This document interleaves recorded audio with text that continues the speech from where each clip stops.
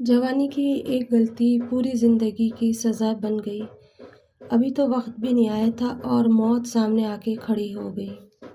अस्सलाम वालेकुम my YouTube family, कैसे हैं आप सब? उम्मीद करती हूँ ठीक होंगे। मैं भी आप सबकी दुआओं के साथ में ठीक हूँ। कम उम्र में अक्सर लड़का और लड़की ये गलतियाँ कर लिया करते हैं, ख़ास करके जबकि बच्चे बड़े हो जाते हैं और माँ-बाप बेफ़िक्र हो जाते हैं, कॉलेज वग़ैरह में ऐसे ही छोड़ देते हैं कि नई पढ़ाई कर रहे हैं, नई दोस्ती कर रहे हैं, बिल्कुल भी ये ख़्याल नहीं करते कि आगे आने वाले टाइम में उनके सामने कितना बुरा होने वाला है या उनके बच्चे या बच्ची की ज़िंदगी चली जाएगी। इसी तरह से मेरी बहन भी कॉलेज जाया करती थी और माँ-बाप बेफ़िक्र थे, हमारा कारोबार बहुत अच्छा था, कपड़े का थोक का बाज़ार था, जिसमें मेरे पापा खूब कमाते थे और 2 बेटियाँ होने की वजह से, भाई ना होने की वजह से हम दोनों माँ-बाप के बहुत लाडले थे। मेरी ग्रेजुएशन तो पूरी हो चुकी थी, अब मैं घर बैठी थी पर छोटी बहन की जो बात थी वो थोड़ी अलग लग रही थी मुझे। पता नहीं क्यों मुझे ऐसा लग रहा था कहीं न कहीं कुछ न कुछ गलत होने वाला है। मैं अक्सर पापा से कहती पापा इतने पैसे मत दिया करो, कॉलेज में इतने पैसे नहीं लगते, लेकिन पापा कहते हैं नई-नई कॉलेज जा रही है, नए दोस्त बनेंगे, कुछ खाने का मन करेगा और तुम्हारे लिए ही तो कमा रहा हूँ और कौन है मेरा। और बस यही एक गलती पापा ने और अम्मी ने कर ली, जब भी वो माँगती पैसे अरे पापा भर-भर के दिया करते और बड़े खुश होते कि मेरे बच्चों की ज़िंदगी में मैंने वो सारी चीज़ें दे दी जो मैं चाहता था। मैंने तो एक-एक चीज़ के लिए मैं तरसा, लेकिन आज मेरे बच्चे वो सारी चीज़ें हासिल करेंगे जिनके वो असली हकदार हैं। मम्मी-पापा बिल्कुल बेफ़िक्र थे हमारी दोनों की तरफ से। मैं अपनी आगे की पढ़ाई में फिर से लग गई थी क्योंकि मुझे खाली नहीं बैठना था और शादी का भी टाइम था। मंगनी हो चुकी थी मेरी और मैं यही सोच रही थी कि जब तक शादी होगी मैं अपने दिमाग को, अपने आप को मसरूफ़ रखूँ ताकि मन इधर-उधर ना जाए और इसीलिए है ना मैंने अपनी पढ़ाई जारी रखी।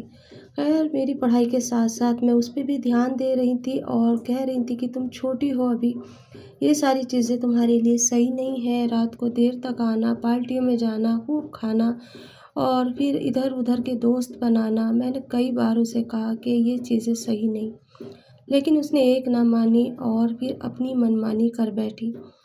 एक दिन मैंने अचानक ही उसके बैग में से एक लड़के का फ़ोटो देखा और उसके मोबाइल के अंदर भी चेक करा तो उसके अंदर भी उसके लड़के के फ़ोटो थे और चैटिंग थी। मैं समझ गई कि ये किसी गलत संगत में पड़ चुकी है। अब इसको सँभालना बहुत मुश्किल होगा। पापा से कहूँ तो पापा दिल के मरीज़ हैं, अम्मी से कहूँ तो अम्मी डर जाएँगी, मैं क्या करूँ? मैंने ख़ैर उससे अकेले बात करी, फिर मैंने कहा चल उस लड़के को तो दिखा। पहले तो वो डर गई, फिर कहने लगी कि मैं अगर आपको दिखा दूँगी तो आप नाराज़ तो नहीं होगी? मैंने कहा नहीं मैं नाराज़ नहीं होंगी, लेकिन पता तो चले कि तुम किस लड़के के साथ और क्या कर रही हो? वो लड़का कैसा है? मुझे थोड़ा तो पता चलना चाहिए। बस उसकी मेरी बात हो गई और एक दिन हमने तय कर लिया और एक रेस्टोरेंट में हम गए। वहाँ जाके देखा लड़का मुझे ठीक-ठाक लगा, कास्ट भी हमारी थी और वो घर का इकलौता लड़का था। मैंने उससे कहा कि ये जो प्यार मोहब्बत है किताबों में अच्छे लगते हैं, तुम ऐसा कोई काम मत करना। मैं पापा से बात करूँगी, कभी तुम लोग कुछ और कर लो और फिर उसके बाद पछताने के सिवा कुछ ना हो। दिखने में तो वो लड़का ठीक लग रहा था, मुझसे भी बहुत अच्छे से बात करी और कहने लगा, "ठीक है दीदी, जब तक आप कुछ नहीं कहोगी हम कुछ नहीं करेंगे और हम मिलेंगे भी नहीं।" लेकिन मुझे पता था ऐसा नहीं होता। लड़के-लड़कियाँ अक्सर आँखों में धूल झोंक करके मिला करते हैं और फिर वही हुआ। वो अक्सर मेरी बहन को फ़ोन करता और मैं उसको समझाती कि ये ठीक नहीं है, मैं पापा से बात कर लूँ पहले। जिस दिन पापा की तबीयत ठीक रहेगी मैं बात करूँगी और एक दिन मैंने मौका देख के पापा से बात करी। पापा ने मुझसे साफ कह दिया कि नहीं, मैं अभी इसकी शादी नहीं करूँगा, कम से कम 5 साल तो मैं इसकी शादी नहीं करूँगा और 5 साल के बाद मैं जहाँ मैं चाहता हूँ वहाँ पे शादी करूँगा। एक लड़का मेरी नज़र में है, बहुत अच्छा है, घराना बहुत अच्छा है और अच्छे पैसे वाले हैं, हमारी टक्कर के हैं। ये हर उसमें खुश रहेगी, बच्चे नादानियाँ करते हैं, लेकिन ये सब भूल जाएगी जब उसके यहाँ जाएगी तो और खुश होके रहेगी। बस मैं भी चुप हो गई, ये बातें वो कहीं न कहीं खड़ी हुई सुन रही थी और एक दिन अचानक ही उसने रात में वो फ़ैसला लिया जो उसे नहीं लेना था। वो चुपचाप से उठी और घर से कुछ पैसे लिए और वो चली गई। सुबह में हम जब उठे तो हमने देखा कि घर में वो नहीं थी। हमने सोचा अपने दोस्तों में गई होगी या कॉलेज गई होगी। कॉलेज में फ़ोन करा, वहाँ भी नहीं, दोस्तों को फ़ोन करा, वहाँ भी नहीं। बस ऐसे ही करते-करते शाम हो गई और हमें महसूस हो गया कि वो घर से चली गई है और उसमें से उसने घर से कुछ पैसे, थोड़े कपड़े लिए और चली गई।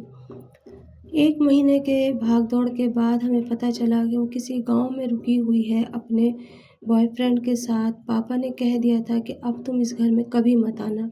तुमने अपनी मर्ज़ी की शादी करी, अभी बड़ी बहन बैठी है और छोटी ने शादी कर ली, दुनिया क्या कहेगी मुझे?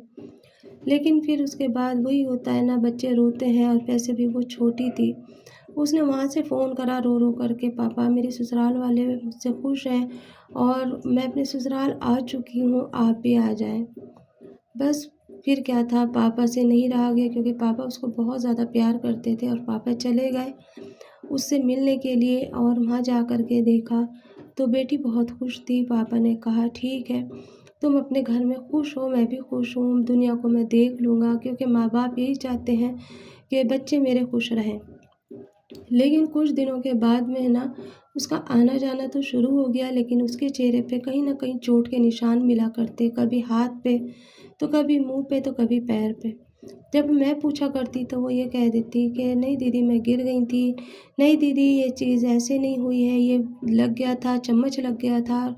बहाने तरह-तरह के बनाने लगी और मैं समझ गई कि कहीं न कहीं कुछ तो गलत है। फिर एक दिन मैंने उससे बड़े प्यार से पूछा, कुछ तो है जो तू छुपा रही है, ज़रा बता तो सही क्या बात है? शायद मैं तेरी मदद कर सकूँ। मम्मी को तो बता नहीं सकती क्योंकि मम्मी ब्लड प्रेशर की मरीज़ है। उसने बताया कि दीदी मैंने जो ज़िंदगी का फ़ैसला लिया वो बहुत गलत था। ये लड़का बहुत लालची है और कहता है तुम्हारे बाप के पास बहुत पैसा है, लाखों का काम करता है, कारोबार है। मुझे 5 लाख रुपए तो चाहिए चाहिए, दहेज में नहीं लेकर आई हो तो ऐसे ही माँग लो। थोड़ा-सा ले लोगी तो क्या हो जाएगा, मैं भी अपना कारोबार कर लूँगा।